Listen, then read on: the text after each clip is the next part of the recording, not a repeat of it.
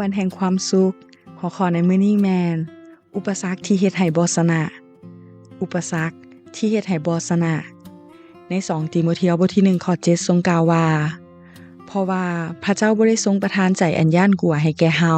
แต่ได้ทรงประทานใจอันประกอบด้วยฤทธิ์อำนาจความรักและการบังคับตนให้แก่เฮา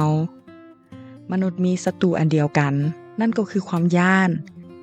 ศัตรูนี้จำต้องถูกไล่เพื่อชีวิตจะสามารถดำเนินต่อไปและมีชัยชนะได้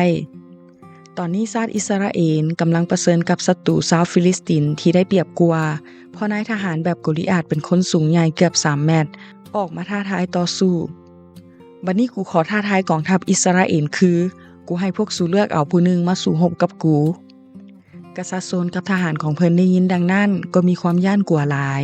มีไผมาท้าทายและหาเรื่องเฮ็ดให้ทานย้านกลัวบ่ชาวอิสราเอลย้านศัตรูเพราะเขาลืมคำสัญญา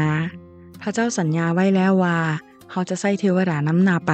เพื่อปกปักรักษาพวกเจ้าในการเดินทางทั้งจะนำพวกเจ้าไปบอนที่เฮาได้จัดแจงไว้เขาจะต่อสู้ศัตรูทั้งหลายของพวกเจ้าเมื่อพวกเขาและพวกเขาลืมพระสัญญาศัตรูจึงมาล่อลวงได้ง่ายและมักสะดุด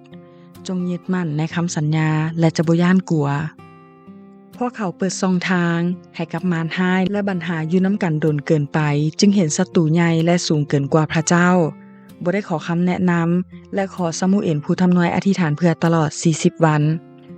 พวกเขาบ่ได้เฮ็ดอันใดเลยนอกจากปล่อยให้มารร้ายมากล่าวร้ายและใส่วิญญาณแห่งความย้านเข้าควบคุมอย่าปล่อยให้ศัตรูมาเฮ็ดแบบนี้กับท่านดนเกินไปออกมาจากบ่อนนั้นได้แล้วจงรีบเฝ้าอธิษฐานขับไล่ออกไปซะพวกเขามีผู้นำที่บ่มีพระวิญญาณของพระเจ้ากษัตริย์โซนเฮ็ดอันใดบ่ได้และบ่มีกำลังนำทัพออกไปต่อสู้เพราะบ่มีพระวิญญาณของพระเจ้าอยู่นำทั้งกองทัพถึกวิญญาณของคนที่บ่มีพระเจ้าควบคุมจิตใจ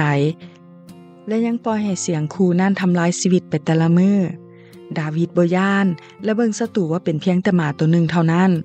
ผู้ที่มีพระวิญญาณสถิตอยู่ในชีวิตจะบ่ย้านเสียงเห่าของศัตรูและจะต่อสู้ศัตรูได้ทุกโตขอคิดอย่าย้านศัตรูเพียงพอได้ยินคำคูและเบิ่งภายนอกแต่จงยึดมั่นว่า